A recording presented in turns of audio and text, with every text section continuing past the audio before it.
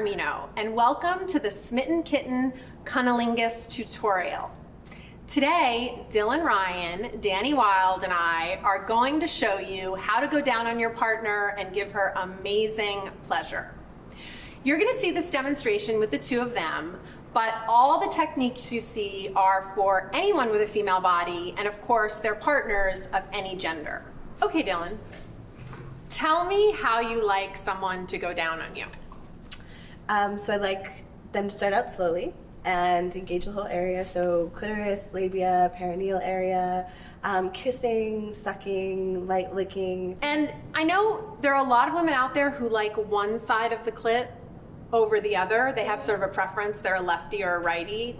Is that you?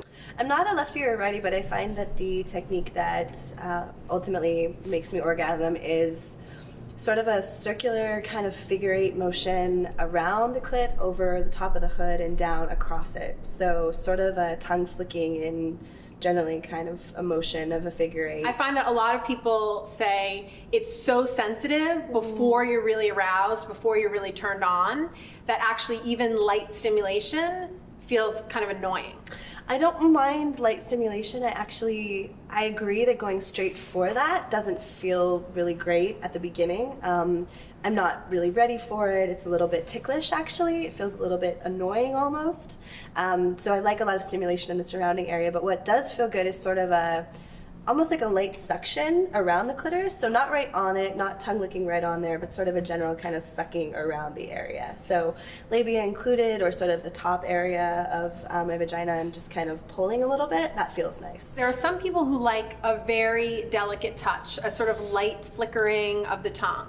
But you're saying actually you need a little bit more than that. What I mean by pressure and getting in there is that actually when connecting and being able to have that sort of amount of tongue involvement, there's almost like a pressure of the nose and upper lip in that area.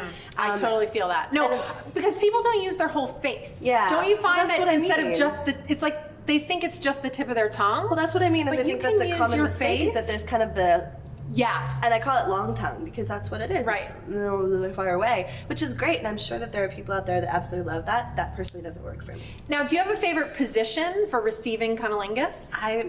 I'm old school, on my back, like spread, just, comfortable, relaxed. I find that, thighs relax, feet relax, leg relax. It's nice. You need to be able to just sort of let it go. For me, breathing is really important, and how I'm breathing. When I get really close to coming, I sort of stop breathing almost. I get really quiet. But until then, being able to take deep breaths, so I need to be in a position where I'm pretty fairly relaxed. And what would you say to women who feel sort of inhibited about what you just described? So you're like laying back and someone is just doing you. I totally hear that, but I know that there are women out there for whom that feels too scary, too vulnerable.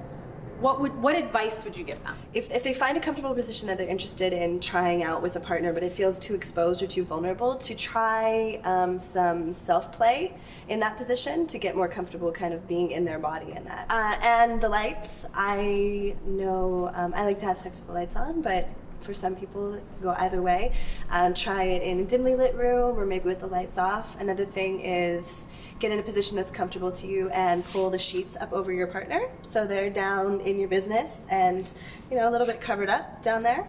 And also a piece of advice that I was given that I thought was really sweet, that I try to keep in mind whenever I'm feeling really vulnerable about something, is the person who's on the giving end is likely just so stoked to be in your bits doing their thing. And so whatever you're feeling about your body, just know that the other person is likely not feeling that and is actually really excited about what's happening. Right. A kind of like let go, surrender to the feelings, and give yourself permission to actually just receive. Yeah. I think that can be hard for some women, but it's so important. When first going down on anyone, I think the biggest technique really is just to pay attention, because it could either be someone telling you like don't stop, or pushing your head down, or guiding you, or just the reactions of your partner are very important. That's such a good point, because obviously communication, right? You've got to talk to your partner has to give you feedback.